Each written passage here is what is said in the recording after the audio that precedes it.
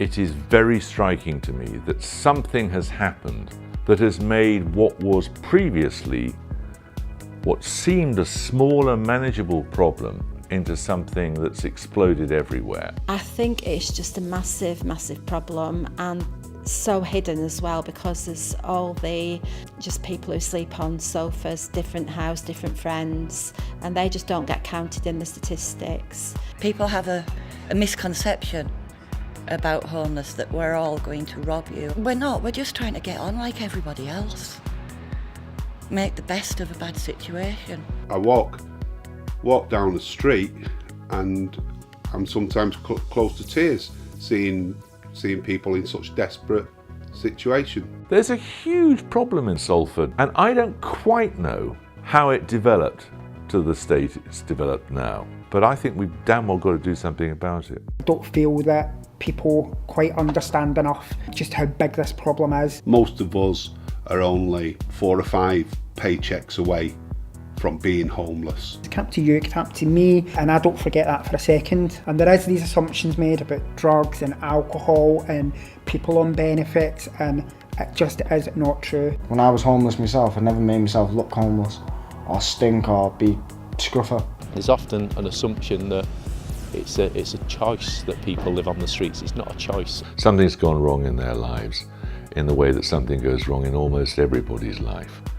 And with an unfortunate combination of circumstances, you can end up without a roof over your head. I used to be a graphic designer, I've lost my business.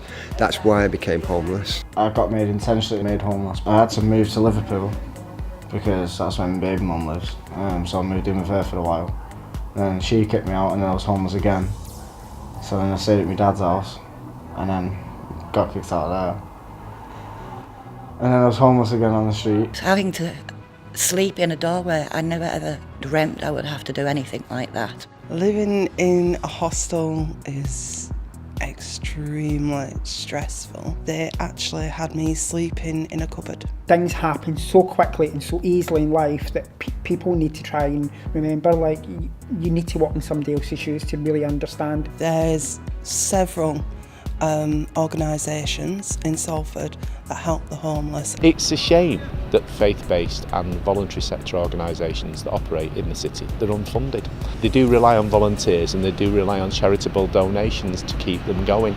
And it's something that we as a city council feel really strongly about in terms of pushing as much as we can to help those organisations, but also being on the people's side. If it wasn't for the people themselves that actually work in these roles, that care about the people that come in, I don't think I would have ever made it to this point. I would still be sleeping in my tent.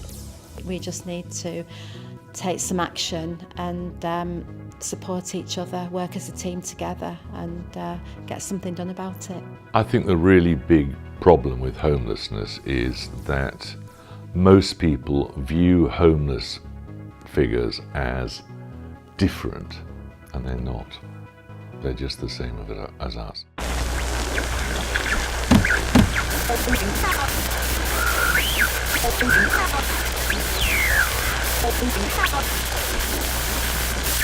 Salford.